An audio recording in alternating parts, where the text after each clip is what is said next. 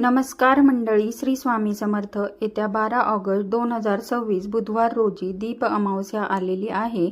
यालाच आषाढ अमावस्या असे देखील म्हणतात। दीप अमावस्येला दीपपूजन केले जाते, त्यामुळे आपल्या घरातील पितळेचे, चांदीचे दिवे घासून पुसून स्वच्छ करावे। पाटाभोवती रांगोळी काढावी। त्यानंतर पाटावर स्वच्छ लाल कापड अंथरून त्यावर दिव्यांची मांडणी करावी। प्रत्येक दिव्याला तांदळाचे आसन द्यावे।